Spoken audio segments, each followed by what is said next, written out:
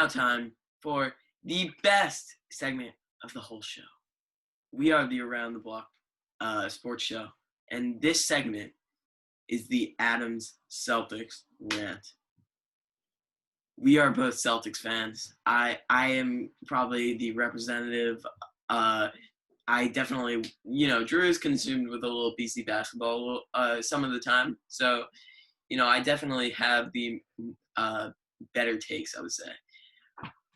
So, we're going to go into depth on some of the Celtics news over the week. Of course, Gordon Hayward leaving for basically nothing. You get the news today that there's a trade exception, some salary cap relief. But, what are you going to do? So to go more in depth of the Hayward situation to begin with, we see the reports that Danny Ainge was looking for Miles Turner and Victor Oladipo or TJ Warren. That is a lot. Clearly, that's a lot for Hayward and probably like a pick, maybe 2 picks.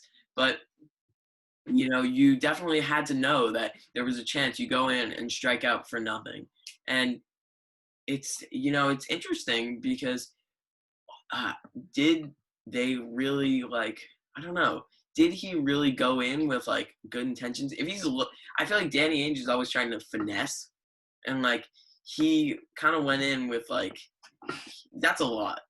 And then there was at the end they were saying they ended up not seeing Miles Turner as a good contract, adding $18 million plus there are 3 max players in Kemba, Tatum, and Jalen. That wasn't very favorable. You go and you pick up Tristan Thompson and Jeff Teague. We'll talk about them a little later. But the thing is, the Pacers and the Celtics, of course, the Celtics to sign him and trade him, were willing to give Hayward $110 million rumored. So when you look at the Hornets, it's not even that much of an overpay in the end. But, clearly $30 million for Gordon Hayward in 2020 is a lot. But, the Celtics were going to get close to that. And Gordon Hayward is a good player. He's going to be missed. But the thing is, you have to hope that this maybe 4th guy on your team, 4th best guy on your team, can be replaced by better bench depth with Nesmith coming in and with T coming in and with Tice probably moving to Tice or Tristan Thompson being on the bench. You kind of have a little bit of a more well-rounded bench now, so you can kind of do a little more with your rotations. So the thing you hope is about them picking up the slack a little, that Hayward, Hayward is in this role of being the starting caliber player, and hopefully this bench depth improvement can take over for what he brings as the 4th option on a team. Continuing, we can see that, we look at these guys that they brought in, Nesmith, Peyton Pritchard, Jeff Teague, Tristan Thompson. Nesmith, a sharpshooter. He looks great, and he looks like he could be great for the team in the situation. Is he going to start maybe over Smart even? You don't know. But that could be something thought about, because he kind of fits in that game where he's like the Duncan Robinson for us, where he's starting over Tyler Hero because not because he's better, but because he's the fit with Tatum. To sway away from that a little bit, talking about Tatum and Brown, clearly what I've seen here is that if Danny Ainge wanted to make a move, we have the assets. It's not like we needed, for Drew Holiday, they were saying they might have needed to trade up to then trade and get Drew Holiday. But for Miles Turner, and maybe if we just wanted to trade up to 6, we have the assets. Not making a trade kind of shows the amount of faith you're putting in Tatum and Brown. And I don't think it's very far off to say, we should put faith in Tatum and Brown, because clearly they have grown every season. But, you maybe would have liked them to do a little other moves. I think Tatum could jump to be an MVP caliber player, in which no one would look back at this and say, well, you should have done the sign and trade with Miles Turner, because if Tatum turns into LeBron, he has a great supporting cast around him. It doesn't matter it doesn't really matter what other moves you have, because if LeBron was on the Celtics, they would probably win a championship, So if you're really banking on this Tatum and Brown development, you're also banking that Kemba's knee isn't shot forever. They were openly shopping him, apparently, trying to get picks to get Drew Holiday, and that's kind of tough. It might be a locker room herder with that.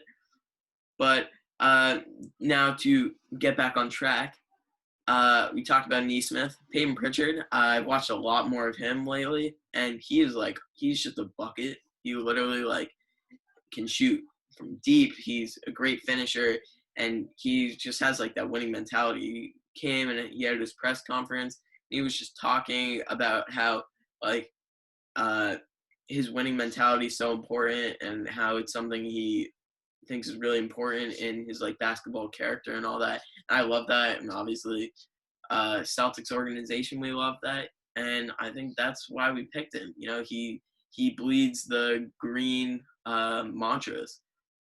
Jeff Teague, good veteran backup, probably taking away minutes from Pritchard, and we'll see how that goes. They declined Wanamaker's team option, so it should be interesting to see. I think Teague is a good player. I was kind of surprised to see he averaged 12 or something last year, which is actually a lot of points considering his age and his diminished role. So that's pretty good.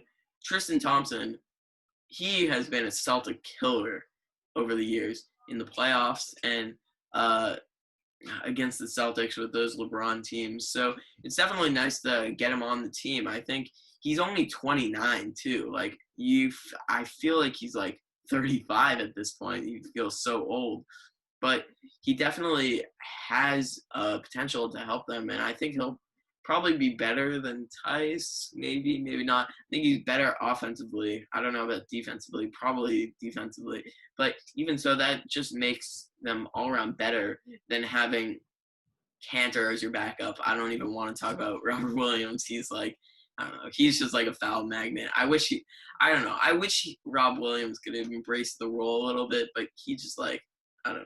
He's a foul magnet, and he just can't play defense really, and he's so block happy. You could just throw it off the glass, and he'll block it for a goaltend because he's really trying to get the block. But I don't know. I mean, I think the Celtics can be good this year. Clearly, they didn't improve that much, but they're just banking on Tatum and Brown, and I think before the All-Star break, it was kind of a question of who was going to make the All-Star game between Tatum and Brown. They weren't sure. Obviously, February, Tatum took his big jump, but there was, I think, I don't know, Brown could explode too. He clearly showed some promise, but both of them had some stuff where they needed to work. Tatum, in the playoffs, there were some times where he sold, but there were some times where he was great, and he was clearly the best player on the court. And, it's all dependent on that. And I guess we'll just have to wait and see.